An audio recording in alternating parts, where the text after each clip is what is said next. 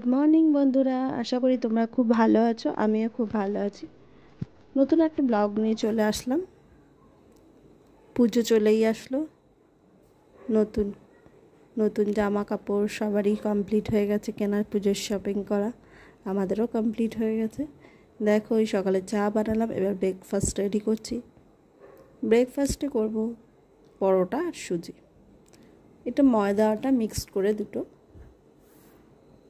ডোটা তৈরি করব।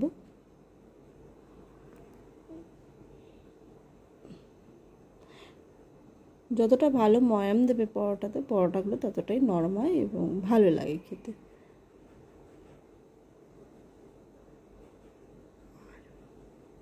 পুজোর শপিং তো সবারই মোটামুটি হয়ে গেছে,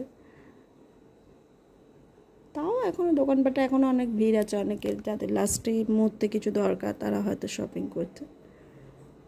এখানে সুজিটা বসে দিয়ে সুজিটা একটু হালকা করে ভাজা করে নিচ্ছি। একটু লাল লাল করে ভাজবো। যত ভালো ভাজাটা হবে টেস্টটা ততটাই ভালো বেরোবে, একটা হালকা স্মেল বেরোবে ভাজা হয়ে গেলে সুজিটার থেকে।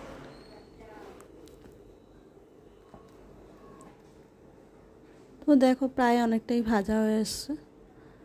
এবার এটার মধ্যে আমি একটু দুধ দেবো, একটু জল দেবো, দিয়ে এটাকে ভালো করে ফুটিয়ে নেবো। তারপর তেজপাতা, এলাচ, সুজিটাকে আমি ঘি ভেজে নিয়েছিলাম আগে, তেজপাতা এলাচ দেবো, আর কাজু কিশমিশ, নামানোর আগে কাজু কিশমিশ দেবো। একটু নুন দিতে হবে, নাহলে নুন না দিলে যে কোনো মিষ্টি জিনিসে একটু নুন দিতে হয়, তবে টেস্টটা ভালো আসে। আর বাতাসা দিয়ে করবো এটা, দেখতে থাকো, ভালোই লাগবে রেসিপিটা। তোমরা সবাই সুজি, মিষ্টি সুজি সবাই বানাতে পারে, তাও আমি যেভাবে করি তোমাদের সাথে সেভাবে আমি শেয়ার করছি। দেখো, বাতাসাগুলো দিয়ে দিলাম। এবার একটু নাড়িয়ে চাড়িয়ে একটু জলটা যখন একটু হালকা টেনে নেবে তখন আমি এটা বন্ধ করে দেবো গ্যাসটা।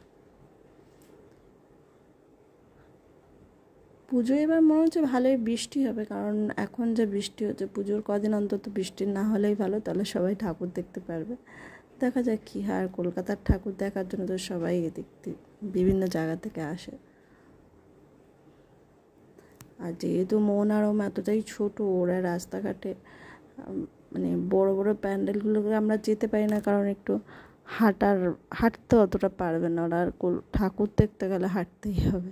তো কি যাবো, দেখি কীরকমভাবে দেখা যায়, কতগুলো ঠাকুর দেখা যায়। ওই প্রত্যেক দিন একদিক করে বেরোবো, অবশ্যই তোমাদের সঙ্গে শেয়ার করব। দেখো, এদিকে স্পন্দন পড়াশুনো করছে, ওদের স্নান হয়ে গেছে, ব্রেকফাস্টের পর ফল খাওয়া হয়ে গেছে ওদের। লেবু আর কলা খায় জানো এভরিডে ওরা, তো খাওয়া হয়ে গেছে। এদিকে ও ড্রয়িং করছে, ও ওদিকে পড়ছিল, একটু মনও পড়ছিল, আবার একটু ড্রয়িং করে নিচ্ছে। আমি এবার লাঞ্চের প্রিপারেশন নেব। দেখো তাহলে আমি লাঞ্চে কী করছি। তোমরা পুজোয় অনেকেই হয়তো পুজোর বাইরে বেরাবে বা কলকাতায় থাকবে বা নিজের বাড়িতেই পুজো কাটাবে।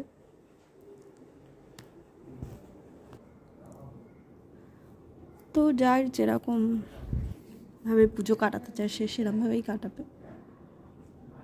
সবাই সুস্থ থাকো, ভালোভাবে ঠাকুর দেখো, আনন্দ করো, পুজোটাকে উপভোগ করো, সেটাই আমি মন থেকে চাই।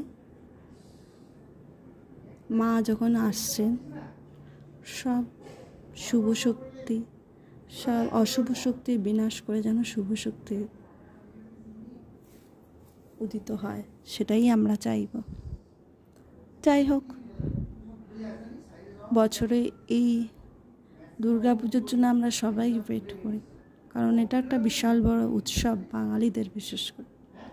তার জন্য প্রত্যেকটা মানুষই আমরা সেই প্রচেষ্টার মধ্যে থাকি যে পুজোটা আমরা ভালোভাবে, দুর্গা পুজোটা আমরা ভালোভাবে কাটি। কিন্তু অনেকেরই অনেক সমস্যা থাকে, সেক্ষেত্রে হয়তো অনেক বিপদ আপদ ঘটে, সেক্ষেত্রে